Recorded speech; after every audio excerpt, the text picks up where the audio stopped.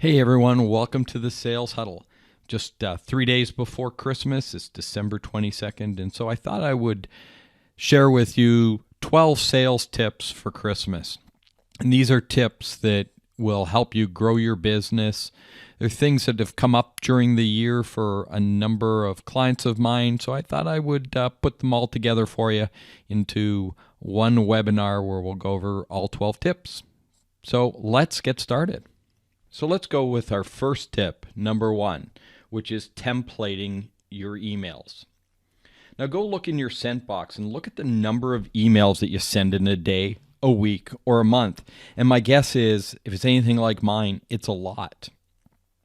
And there are cold emails, you're introducing yourself and your business, responses to website inquiries in there, follow up to maybe some trade show leads, information on your services, instructions to clients on how to work with you, and many, many more. And if you are like most small business owners I speak with, you write each one of them from scratch each and every time. And it's a huge waste of your time, and it's also very ineffective. Now, I worked with a small business and we analyzed their outboxes. And for that business, we found 6 specific types of emails that the sales team sent over and over again. The problem was that each salesperson rewrote and rewrote over and over again, wasting time and also sending out a variety of ineffective email. One of the emails, as an example, was an email that went out after a telephone conversation with a prospect to invite them to a non-line demonstration of their software. I found 86 of these emails, and we went over and reviewed them. Of the 86 emails, 9 emails had a direct call to action for the prospect to sign up for the online demo. 55 of them mentioned the online demo in passing. 22 of the emails never mentioned the online demonstration at all, and 10 emails had no identifiable next step for the prospect. So this was a great email to start with. At first, there was some whining about not being able to personalize the template for specific prospects, but I suggested to them that they run it without changes for 90 days so that they could see what happened. The simple templating of that email has tripled the monthly online demonstrations they got over that 90 days as compared to the previous quarter. But it also saved the sales team time and effort and got better results with more consistent follow-up. So let me give you my email templating tips. 1, make sure you know the purpose of your email. You won't believe how many emails I see that don't seem to have a purpose. They just meander all over the place. Make sure that you know what you're trying to accomplish in that email. Second is, make sure you have a call to action or a next step for your prospects if it's a prospecting email. Make sure that when people read your email, they know what they should do next. Third is, make the email about them, not about you. It should be focused on them, not about what you do. Make sure that you're creating a benefit-driven email. Highlight the reasons you can solve your customers' problems. And number 5, your email needs to be concise and professional. One important thing that you can do is you don't have to do all your emails right away. You can take your time. As you have to send out an email, take some time to template it, make sure it's right, and then continue to use that email going forward. Tip number 2 in our 12 sales tips of Christmas is block your time. Now, if it wasn't for time blocking, I would get nothing done. And time blocking is allocating time for the specific tasks and placing them in your calendar like you would an appointment with a client. Time blocking works because even with our best intentions, it's easy to get sidetracked or start doing something based on somebody else's agenda that comes in the disguise of an email. If you want better sales results, you need to make sure that you book into your schedule your prospecting time. This is a hard appointment that you must keep with yourself. Just like you wouldn't skip a client appointment because you didn't feel like it, you can't skip this appointment. Blocking out time is all well and good in theory, but if you don't stick to the principles in practice, you're bound to fail. If you're starting your time with Facebook open, your cell phone on, and email open, you're not likely to get much done because you could be interrupted at any moment. Turn off your phone, sign out of social media, close all unnecessary tabs, and concentrate at the task in hand for a time period assigned to you. You'll often be surprised at how much you can get done during this time period. I also use a tool called Pomodoro Timer, which is tomato timer. And what it does is it has a countdown. So I set a specific time for my sales prospecting. I started at an hour, and the timer counts down. At the end of the hour, I take a break, but it's the only thing I do during that 1 hour block. So try it in your day. Tip number 3 in our 12 tips for Christmas is eat that frog first. Now, Mark Twain once said that if the first thing you do each morning is to eat a live frog, you can go through the day with the satisfaction of knowing that that is probably the worst thing that is going to happen to you all day long. Now, sales trainer Brian Tracy, in his best-selling time management book, Eat That Frog, stated that your frog is your biggest, most important task, the one you're most likely to procrastinate on if you don't do something about it. Now, for most solopreneurs, sales and prospecting is that frog that you're trying to avoid. The key to reaching new sales heights is to develop the habit of eating your frog first. You must develop the habit and the routine of eating your frog before you do anything else, and without too much thought or too much thinking behind it. The biggest issue I see with failing small business is that inability to prospect. I've never had a customer who I would say to, hey, you're doing too much prospecting. Sales success is critical to your business success. You can't continue to ignore that frog of prospecting and hope that things will be all right. Now, just for the record here, hope is not a strategy. Prospecting should be the first thing that you do every morning. That's what I do. I make sure that I get my prospecting calls and my prospecting activity out of the way first thing. Tip number 4 of our 12 sales tips for Christmas is create a promotional signature for your email.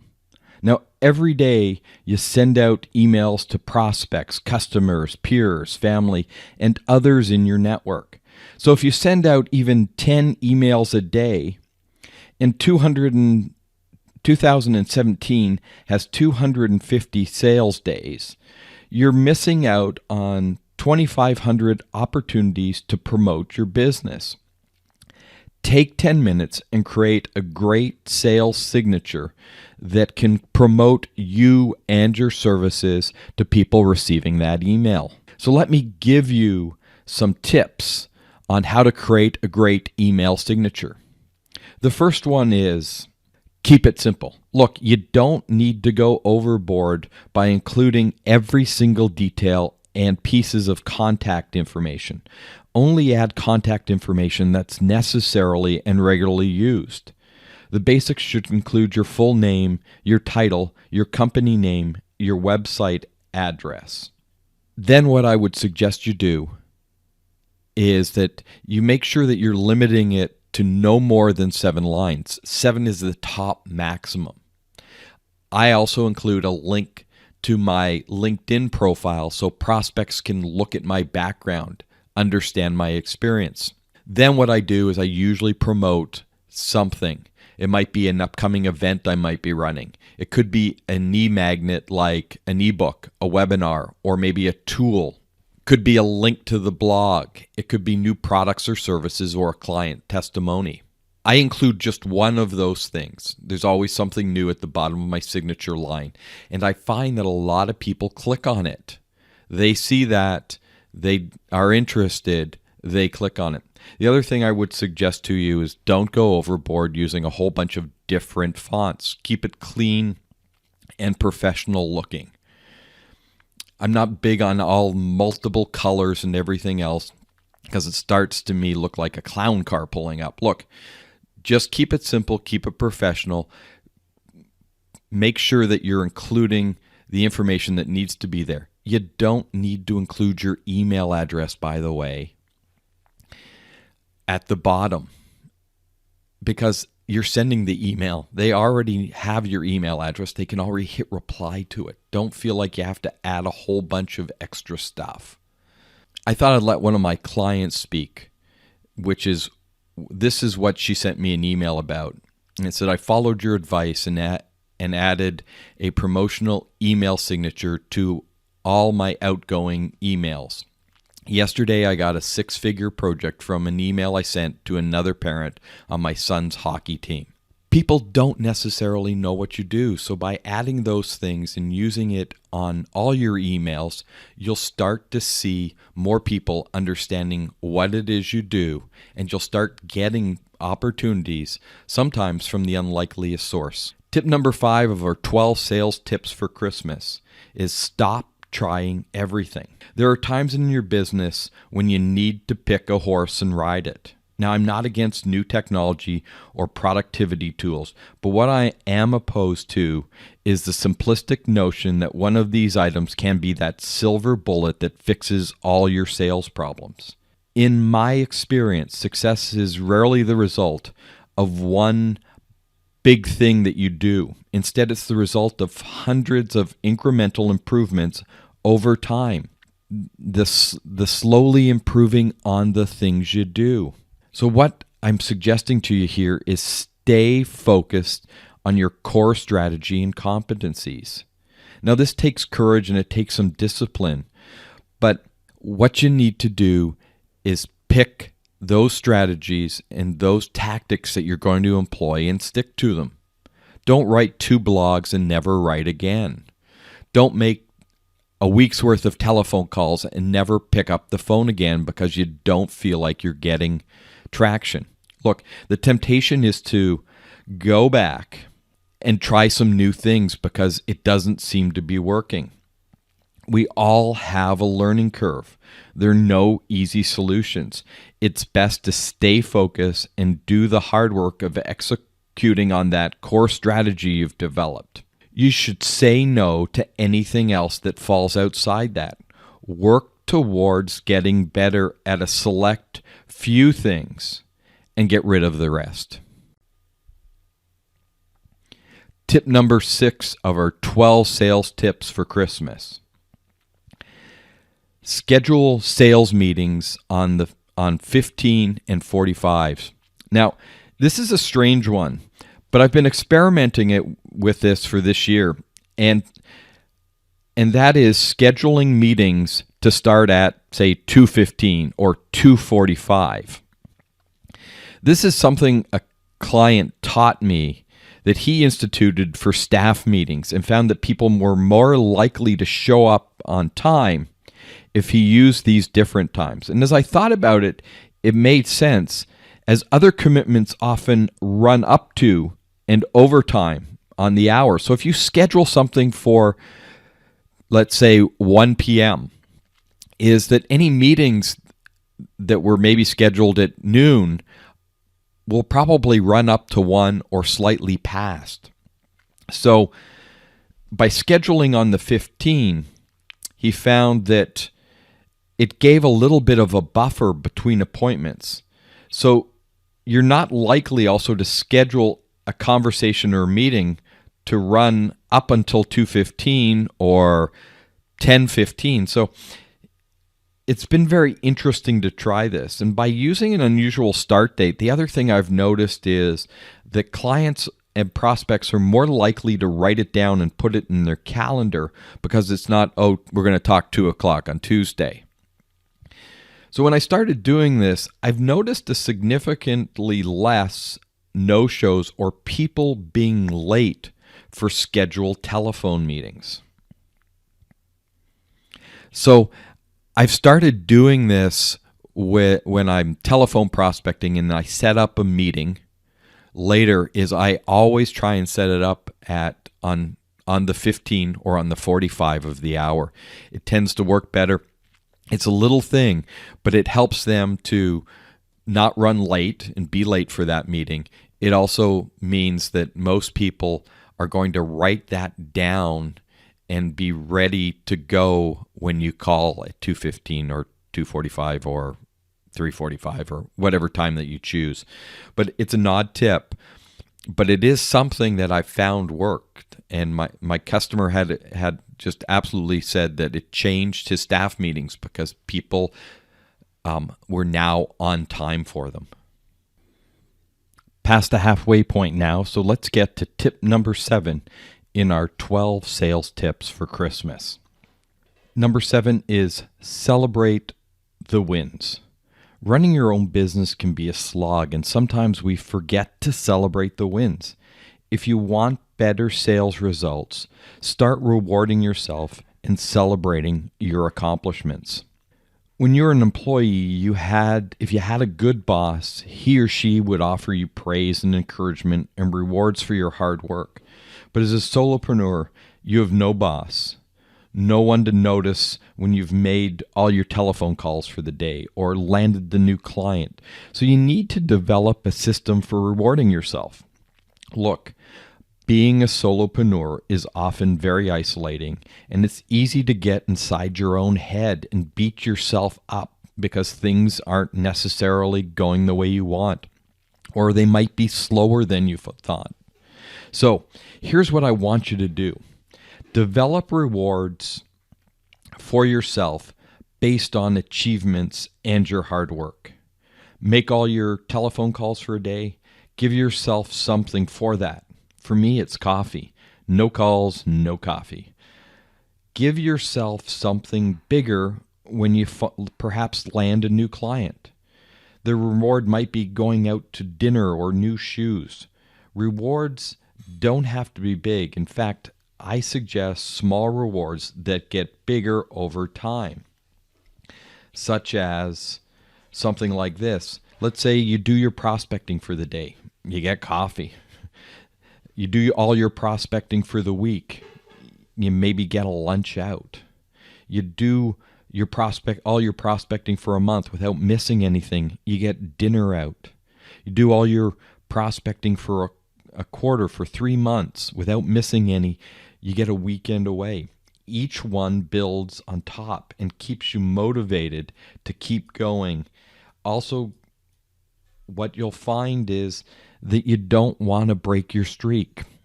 And that's something I always talk about, and it's something I play with myself about. Myself is building my sales streak. And then I reward myself for that. And what I'm always trying to do is compete against myself. So if my record is 146 days without missing a prospecting day, my goal is then to go 147. And then when you get up there, you don't want to stop and miss a day and start over again. But make sure that you're celebrating the wins in your business. Tip number 8 in our 12 sales tips for Christmas is create accountability in your business. Now, it's been proven that social pressure boosts motivation. That's why I always show up for meetings with clients. They notice if you don't.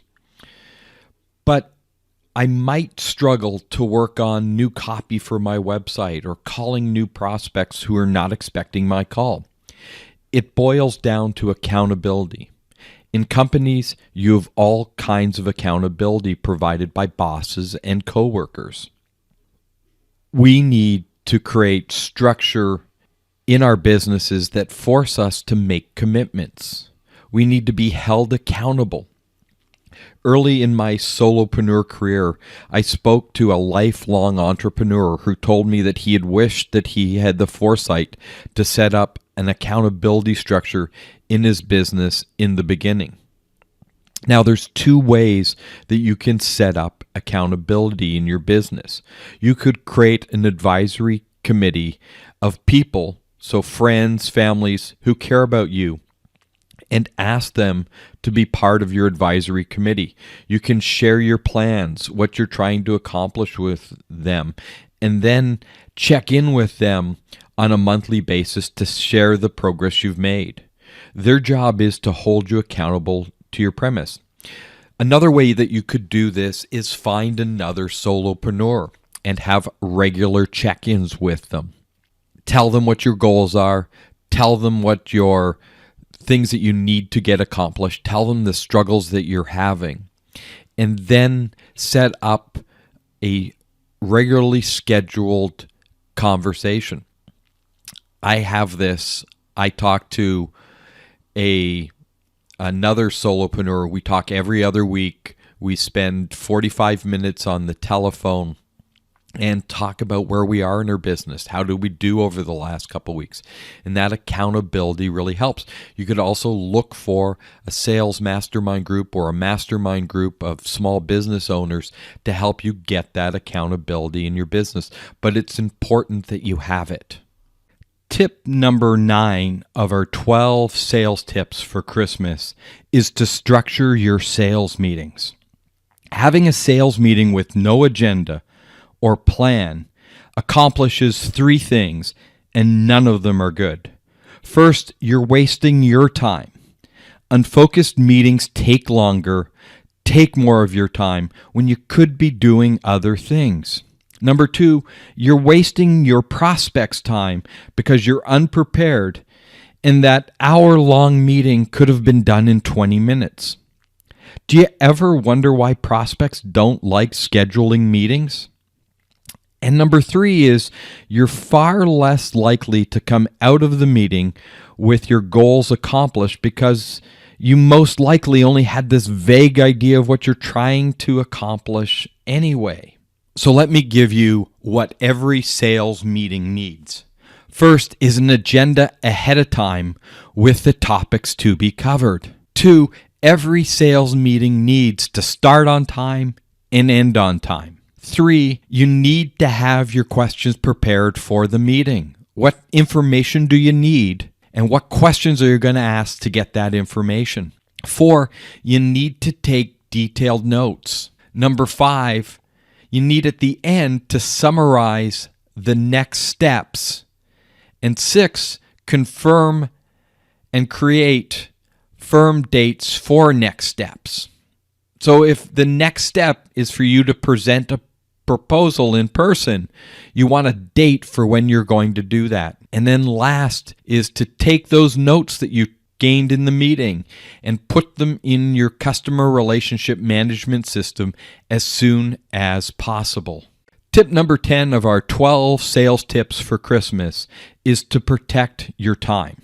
You have only so much time to accomplish what you need to do. Did you know there are only 250 sales days in 2017? There are 20 selling days in January. Screw around for a couple days at the start of the year and you've burned 10% of your selling days. Protect your time like it's your most valuable resource, because it is. Your sales won't grow because you're looking at email or entering receipts into your accounting system. You can always do the email checking or receipt entering after hours when you can't prospect. Productivity and activity are not the same things. I would suggest to you that you best think about what are the things of value you want to do in 2017 and ditch as much of the low value work as possible and delegate it to somebody else,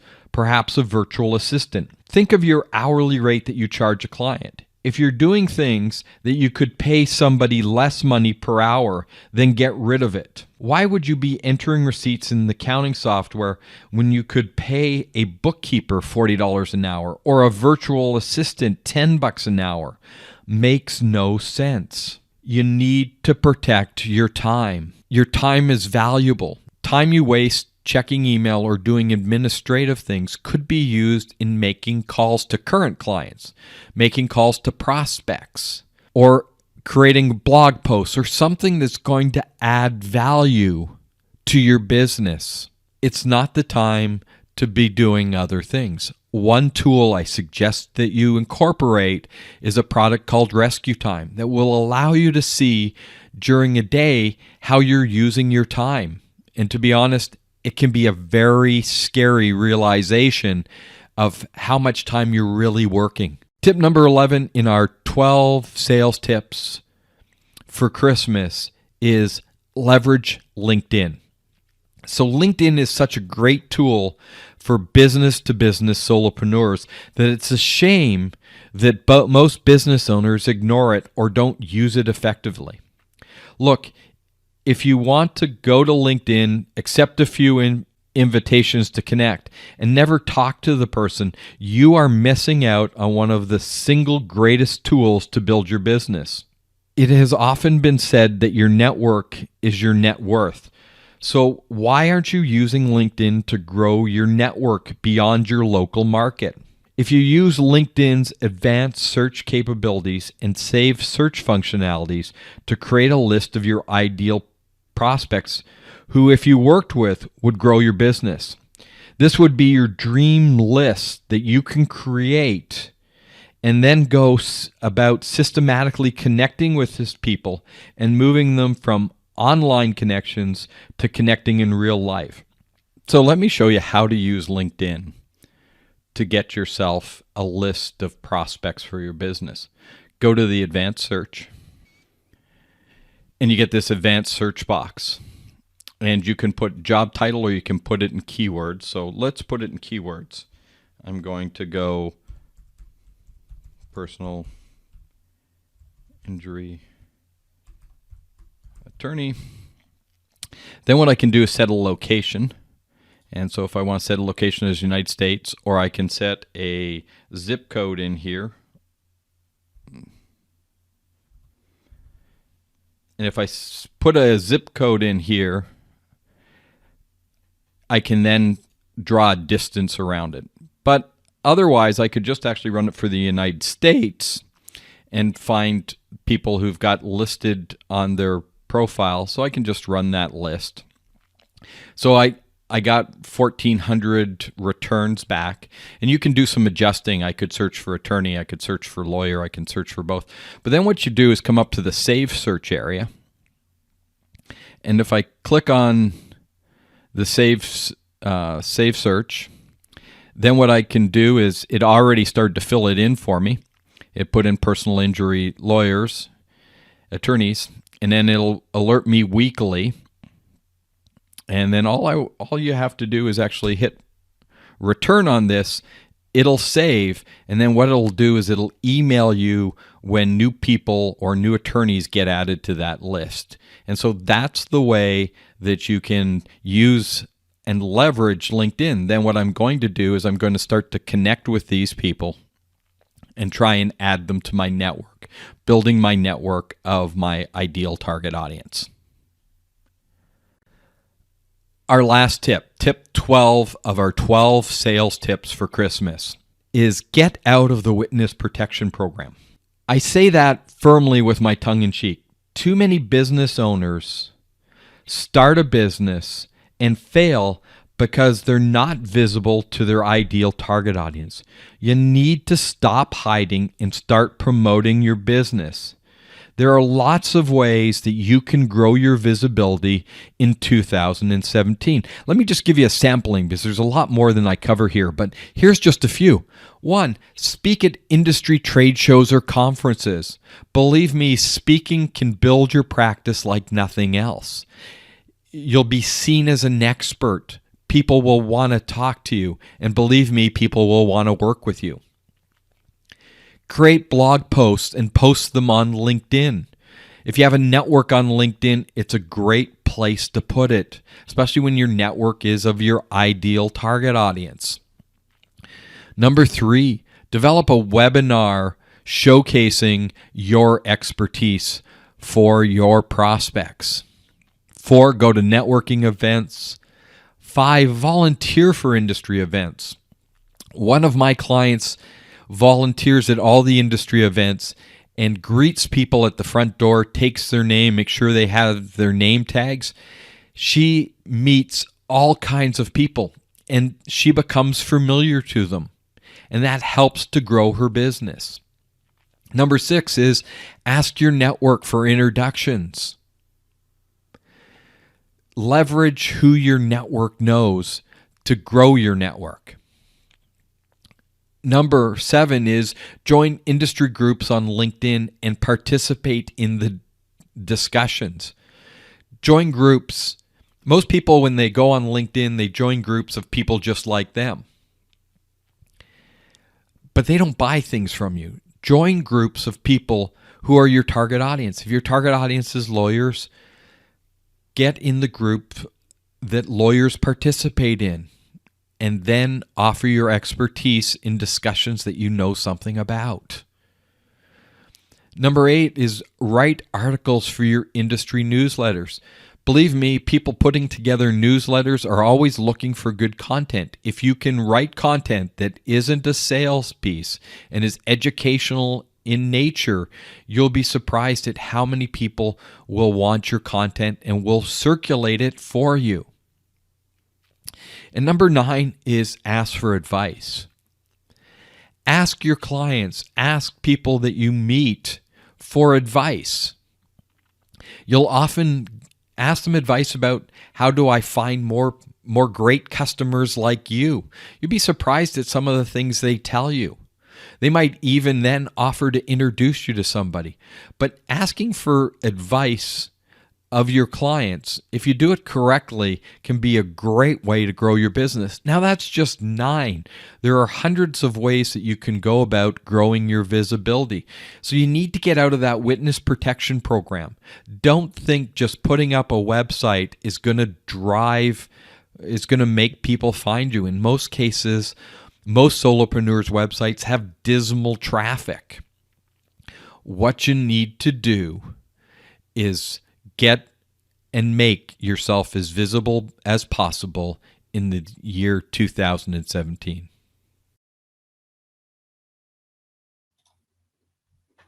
So let's open it up to questions and see if there's any questions from anybody out there. And let me just,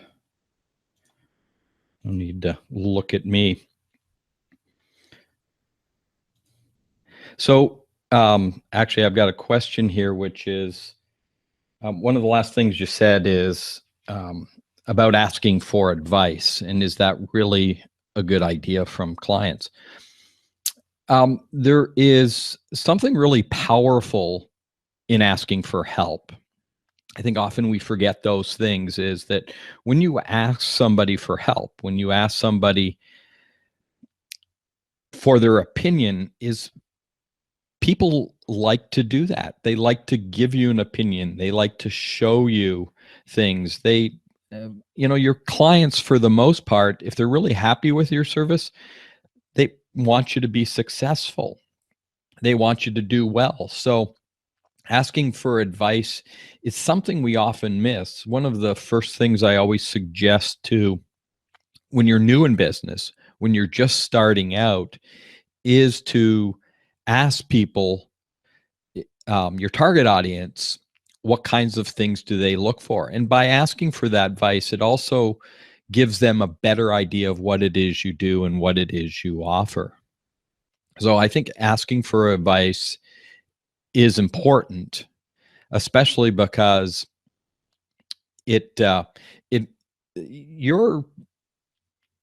your clients look at your business differently than you look at your business.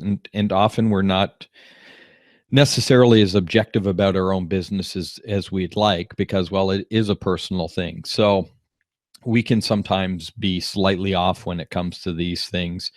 And listening to your prospects, your customers, they can often give you a view into your business or some ideas that you couldn't get anywhere else. If you have a question, feel free to put it in the chat. I'll be happy to answer it. If you've in the chat box, there's two areas. You can just put it in the chat or in the question and answer area and post it up there. Happy to answer it. I know it is December 22nd, and I know that for a lot of you, things have slowed down this week. I know for me, Monday and Tuesday were busy. Wednesday was kind of slow. Today was not necessarily a lot going on except this webinar, and I was in a webinar earlier. Actually, Fritjof is still on the line here. I was in his webinar on social media today, learned some new things, and so I know that between now and the end of the year is a time period which is a little slower. It's one of those time periods I also think is a great opportunity to go back to your clients and do a year-end review. And a year-end review is one of the things that I always recommend. And part of it is I recommend a review after a project is finished. So if you do project work, and at the end of the project is to do a review with your clients. I also like to do reviews at the end of quarters or on an annual basis, depending on the size of the client. But just so that you can get a better idea of how things are going. It's also a great time for you also to cement the relationship and maybe dig up some extra work. So one of the things that I like to do is I want to understand fully how my clients are using what I deliver to them. So if you deliver something to your clients, bring that with you. Say, I delivered this report to you. Now tell me what you found useful, what things you used, what didn't you use, what did you find less useful. Interesting is often what we think is valuable in the work we do, our clients see it differently. So if you get a better idea of what they're looking for, that can help you in the upcoming year to give them more of that and less of the things they don't value, ultimately making the client happier. Look, if you're doing a whole lot of work that the client doesn't value, the client is thinking about that work and saying, I'm paying for more than I really need, or I'm not getting as much as I need in this area, but more in this area. So if you can have those conversations, ultimately you cement yourself into the client even more, because the client's not going to go somewhere else if they've got somebody delivering product to them just the way they like it. And you will find not every client is the same. Everybody wants things a little differently. Everybody works a little differently. So if you can get them to look at you in a little different manner, if you can customize what you do to fit the way they work, you are going to have a customer for a very long time, not a short period of time. So we're a little longer than what I thought we would be today, but it's about 40 minutes. So if there are no more questions, I just want to wish all of you a Happy New Year and a Merry Christmas. And we'll do our next sales huddle in the start of the new year, and I'll be sending out a list of the dates. We did 25 sales huddles this year, and got 26 on schedule for next year. And we'll do that. If you do have topics or you have things that you want to cover, if you have questions from your week's work, feel free to bring those along, and we'll be happy to answer those questions. And as I said, we've got lots of new courses coming online next year. If you haven't been into the Selling Solo library of courses, you'll find in-person prospecting in there, telephone prospecting, sales time blocking. A lot of things we talked about here today are actually courses in the solo selling. And next year on tap, we probably, right now the development schedule looks like about 20 courses, might be some more. And that's based on the things that you tell me. So the things that you're having problems and or struggling with, we're going to start creating more of that. We're going to take a look at video next year, how to use video, networking events, a whole slate of things. So if you've got any more things that you would like to see or any questions in certain areas, we'd love to take that feedback and create some tools to help you. So if no other questions, I do want to thank you for coming out. I want to thank you for participating. I'm really thankful for you guys, and I hope that you do have a Merry Christmas and a prosperous New Year. So thank you, everyone.